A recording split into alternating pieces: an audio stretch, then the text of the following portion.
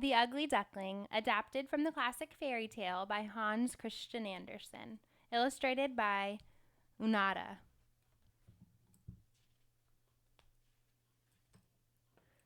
This version was published in 1993. It was a lovely summer day in the country. The cornfields and meadows were surrounded by large forests. A pleasant old farmhouse stood near a deep river, and along the river bank grew plants with huge green leaves. In this snug hideaway, a duck sat on her nest, waiting for her brood to hatch. She was getting tired, for the little ones were taking a long time to come out of their shells. Finally, the shells began to crack, and from each egg came a tiny creature that lifted its head and cried, "Peep, peep!" "How large the world is," said the young ducks. "Wait till you have seen the garden," said their mother. "It stretches far beyond what you can see." Then she noticed that one egg had not yet hatched. "I declare," she said, "the largest egg lies there still. I wonder how long this is to last. I am quite tired of it."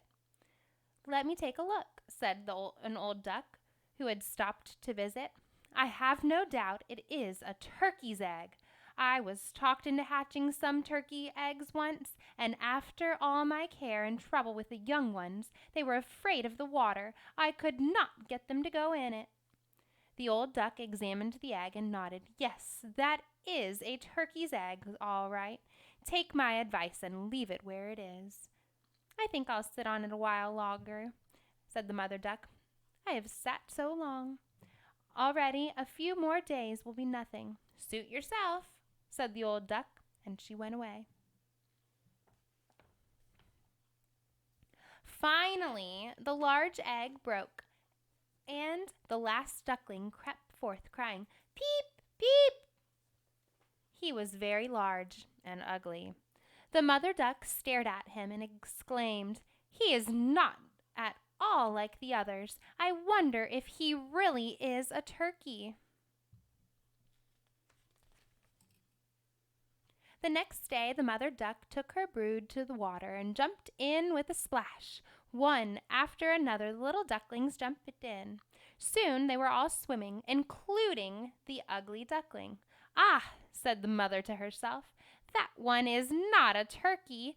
He uses his legs well, and look how upright he holds himself. He is my own child, and he is not so very ugly after all, if you look at him properly." She gathered her brood together and said, "Quack, quack! All of you come with me now. I will show you the farmyard and introduce you around. Let me see how well you can behave." The ducklings did as they were told, but the greeting they got was not at all polite. "What a queer-looking object that big duckling is," said one of the grown-up ducks. "We don't want him here." Another flew out and bit the duckling. "Let him alone," said the mother. "He is not doing any harm." "Yes, but he is so big and ugly," said the spiteful duck, "and therefore he must be turned out. Even though he is not pretty, he is kind and polite, and he swims as well or even better than the others," said the ugly duckling's mother. "I think he will grow up pretty and perhaps be smaller than you imagine. It is just that he remained too long in the egg, and therefore he wasn't properly formed." But it didn't matter what she said. The poor duckling was bitten and pushed and made fun of. A turkey who had been born into the world with marvelous feathers and imagined himself as an emperor flew at the duckling. The poor little thing did not know where to go. He was quite miserable. So he went from day to day until it got so bad that even his brothers and sisters were unkind to him. They would say, "Ah, you ugly creature, I wish the cat would get you." Even his mother grew discouraged. Oh no. So at last the ugly duckling ran away. He ran until he came out on a large marshy area. After he had been there 2 days, feeling very lonely, 2 wild geese came by. They began to speak to the duckling, but suddenly there came a great popping sound. The 2 wild geese flew swiftly away. Whole flocks of wild geese rose up from the rushes. The popping sound continued from every direction, for sportsmen surrounded the moor. Smoke from their guns rose like clouds over the dark trees, and as it floated away across the water, sporting dogs bounded in among the rushes. The terrified duckling tried to hide his head under his wing, and at the same moment a large, terrible dog passed quite near him. The dog's jaws were open, and his eyes glared fearfully. He thrust his nose close to the duckling, showing his sharp teeth, and then off he went into the water without touching the duckling at all. "Oh," said the duckling with a sigh, "for once I am thankful for being so ugly. Even a dog will not bite me." It was late in the day before all became quiet, but even then the poor young thing did not dare to move for hours. Finally, after looking carefully around him, he hurried away as fast as he could. He ran over field and meadow until a storm arose, and he could hardly struggle against it. Towards evening he reached a small, battered cottage. He quietly slipped in and got shelter for the night. A woman, a tomcat, and a hen lived in the cottage. The tomcat could raise his back and purr, and could even throw out sparks from his fur if he were stroked the wrong way. The hen laid good eggs, and her mistress loved her as if she had been her own child. In the morning the strange visitor was soon discovered, but the old woman's sight was poor, and when she saw the duckling she thought it must be a fat duck, for he had already grown quite a bit. "Oh, what a prize!" she exclaimed. "I hope it is not a drake, for if it is a female duck instead, I shall have some duck's eggs. I must wait and see." So the duckling was allowed to remain for a while, but of course there were no eggs. As the days passed, the duckling would sit quietly in the corner, feeling unwanted. Not only was he ugly, but he could not purr like the cat, and he could not give eggs like a hen.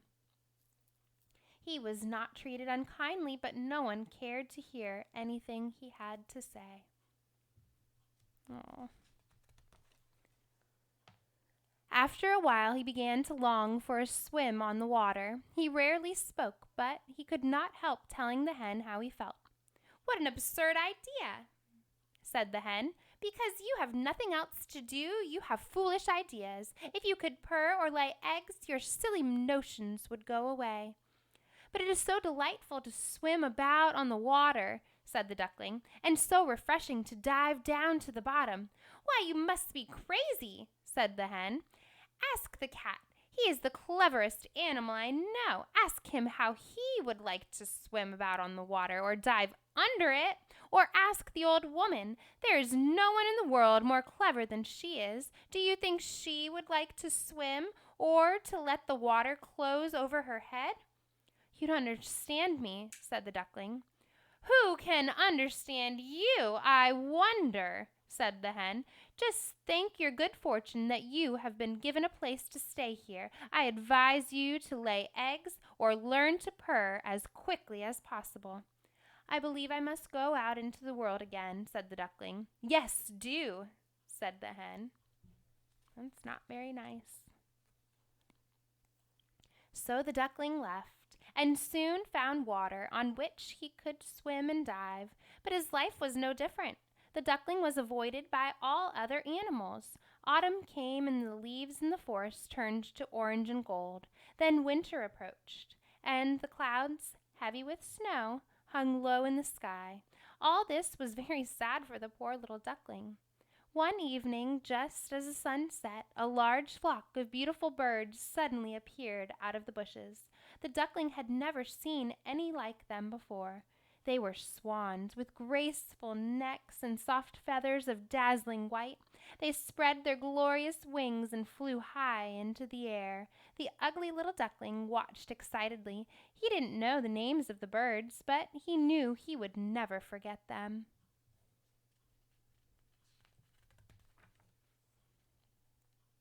The winter grew colder, To keep the water from freezing, the duckling had to swim around in it almost all the time. Even so, ice continued to form, and every night the space on which he swam became smaller and smaller. And finally he grew so tired one night that he couldn't continue.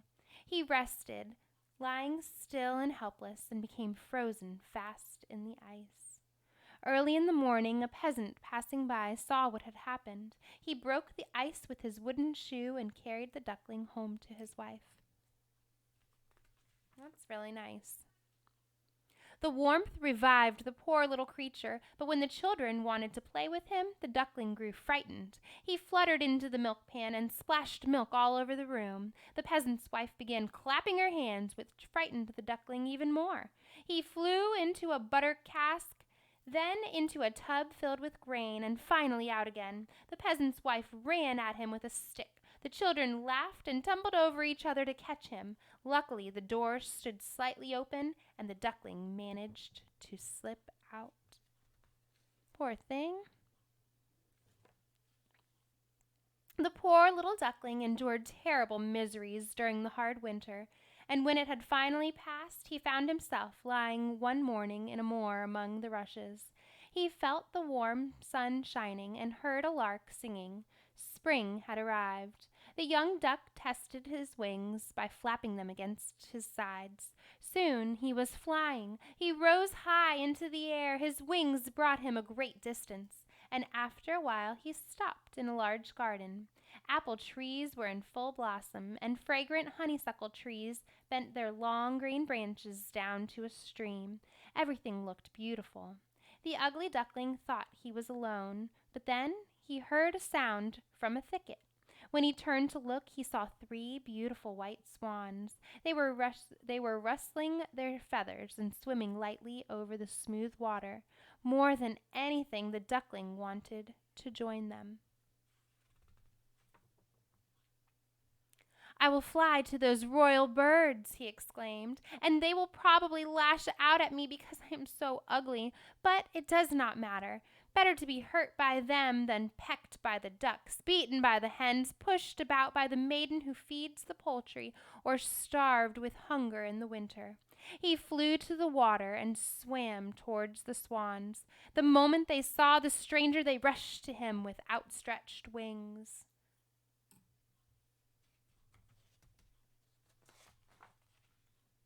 "Do what you must to me," cried the poor duck, and he bent his head to the surface of the water. But when he looked down into the clear stream, as if into a mirror, what he saw astonished him.